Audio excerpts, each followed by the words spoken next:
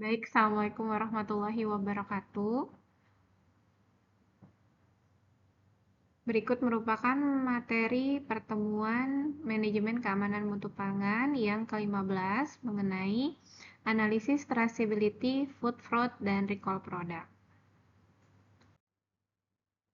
Agenda pembahasan pada hari ini yaitu mengenai analisis traceability, food fraud, recall produk, dan integrasi dan studi kasus. Apa itu traceability? Jadi, traceability adalah kemampuan untuk menelusuri perjalanan produk pangan dari sumber bahan baku hingga ke konsumen akhir, mencakup setiap tahap produksi, pengolahan, dan distribusi. Traceability ke belakang berarti maksudnya adalah penelusuran ke belakang. Jadi, menelusuri asal-usul bahan baku dari pemasok ke produsen. Sedangkan untuk traceability internal, yaitu bagaimana pemantauan alur produk di dalam fasilitas pengolahan. Dan yang terakhir yaitu traceability ke depan, menelusuri distribusi produk dari produsen ke konsumen. Bagaimana alur rantai pasok dan traceability? Yang pertama, contohnya bahan pertanian, yaitu bahan baku, dikumpulkan di supplier, atau yang disebut dengan input material, selanjutnya diolah di pabrik, gitu yang dimaksud dengan proses produksi, selanjutnya distribusi yang disebut dengan logistik, lanjut ke pengecer atau retail, yaitu penjualan, dan terakhir adalah namanya end user atau konsumen. Komponen kunci sistem traceability bagaimana kita mengidentifikasi lot atau batch-nya. Jadi setiap produk itu harus diberi kode unik untuk penelusuran. Selanjutnya itu sistem pencatatan, dokumentasi di setiap titik rantai pasok seperti GMP dan HACCP. Selanjutnya di tautan antar tahap, jadi koneksi data antara pemasok, produsen, dan distributor. Dan yang terakhir adalah teknologi digital. Jadi biasanya itu menggunakan barcode, QR code atau blockchain untuk otomasi data. Kita lanjut ke food fraud. Kalau tadi traceability, food fraud adalah tindakan yang disengaja untuk menipu pembeli produk pangan demi keuntungan ekonomi. Contohnya yaitu pemalsuan, penggantian, pengenceran, penyembunyian, atau pemberian label yang salah.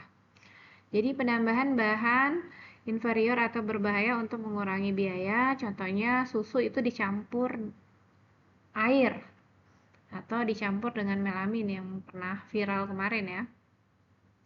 Selanjutnya ada namanya pemalsuan, contohnya itu imitasi produk bermerek terkenal tanpa izin, misalnya minyak zaitun palsu. Selanjutnya ada namanya pengalihan, jadi penjualan produk di luar pasar yang dimaksudkan. Contoh, produk kadaluarsa itu dijual ulang. Next, ada namanya pengenceran, jadi penyampuran produk asli dengan bahan yang lebih murah. Contohnya itu madu dicampur sirup gula. Selanjutnya, label palsu, jadi informasi produk yang tidak akurat atau menyesatkan, contohnya negara asal tidak benar. Jadi misalnya itu made in China tapi ditulis made in Indonesia. Satu lagi namanya pencurian, produk curian dijual sebagai produk resmi. Contoh produk simulasi organik palsu. Jadi banyak sekali jenis-jenis tindakan penipuan ya atau pemalsuan yang dilakukan oleh para produsen atau supplier.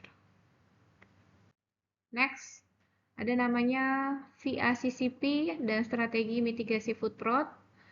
VACCP itu adalah bagaimana mengidentifikasi produk rentan. Selanjutnya bagaimana kita menilai motivasi, penilaian peluang, tentukan prioritas, kontrol mitigasi, dan monitor. Jadi itu langkah untuk VACCP. Yang pertama, bagaimana kita mengidentifikasi produk rentan. Jadi kita petakan produk dan bahan baku beresiko tinggi fraud. Selanjutnya, penilaian motivasi. Jadi kita analisis faktor ekonomi pemicu fraudnya apa. Selanjutnya penilaian peluang, jadi kita evaluasi kemudahan pelaku melakukan fraud. Tentukan prioritas, jadi fokus pada titik kerentanan tertinggi yang paling mudah terdeteksi fraudnya. Selanjutnya kontrol mitigasi, bagaimana menerapkan langkah pencegahan, dan terakhir adalah monitor atau review. Jadi kita selalu pantau efektivitas secara berkala. Sedangkan untuk metode deteksi food fraud, kita menggunakan ada yang namanya DNA testing, jadi identifikasi spesies bahan baku secara genetik. Ada juga menggunakan analisis spektroskopi, NMR, VTIR, NIR untuk sidik jari kimiawi. Ada lagi kromatografi, jadi menggunakan HPLC untuk deteksi kontaminan atau adulteran. Ada yang menggunakan isotop rasio, jadi IRMS untuk verifikasi asal geografis produk. AI, menggunakan AI juga bisa untuk deteksi anomali pola harga dan supply chain. Dan yang terakhir ada menggunakan audit dan infeksi, yaitu verifikasi dokumen dan audit pemasok rutin. Kita lanjut ke recall product. Recall product itu adalah tindakan penarikan kembali produk dari pasar yang berpotensi menimbulkan resiko terhadap kesehatan konsumen atau tidak memenuhi standar keamanan pangan yang berlaku. Jadi untuk recall produk itu sendiri ada 3 kelas. Yang pertama yaitu kelas 1, kelas 2, dan kelas 3. Untuk kelas 1 resikonya sangat tinggi. Situasi di mana penggunaan atau paparan produk kemungkinan besar menyebabkan bahaya kesehatan serius atau kematian.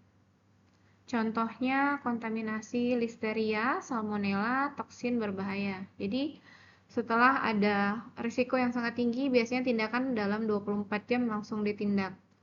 Untuk kelas 2, risiko sedang, itu situasi di mana penggunaan atau paparan produk dapat menyebabkan bahaya kesehatan yang reversible. Contohnya kontaminasi ringan, label tidak lengkap, alergen tidak tercantum. Nah, ini biasanya untuk risiko sedang, tindakan yang dilakukan untuk recall produk atau penarikan produk itu biasanya dalam waktu 72 jam. Dan yang terakhir itu kelas 3, resiko rendah, di mana situasi penggunaan produk tidak menyebabkan bahaya kesehatan, namun melanggar regulasi keamanan pangan. Contohnya tadi ya, kesalahan label, ketidaksesuaian berat bersih. Nah, ini biasanya dilakukan tindakan dalam 7 hari untuk penarikan produk atau recall produk. Next, bagaimana prosedur recall produk?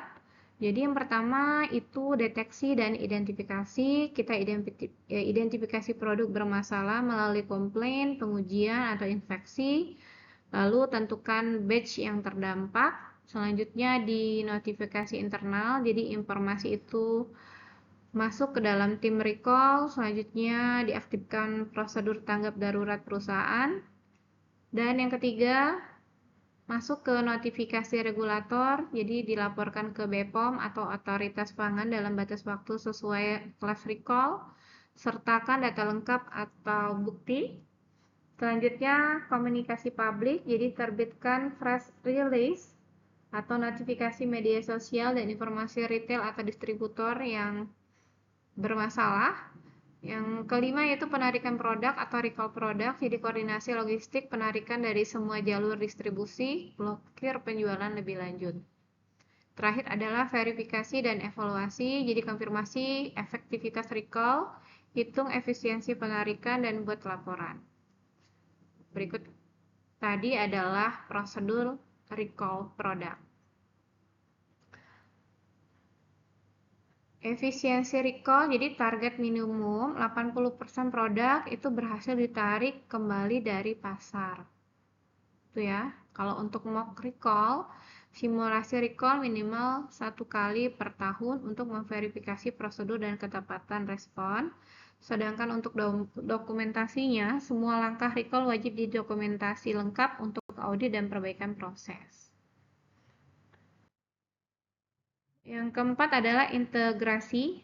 Jadi keterkaitan antara traceability, food fraud, dan recall dapat dilihat pada layar.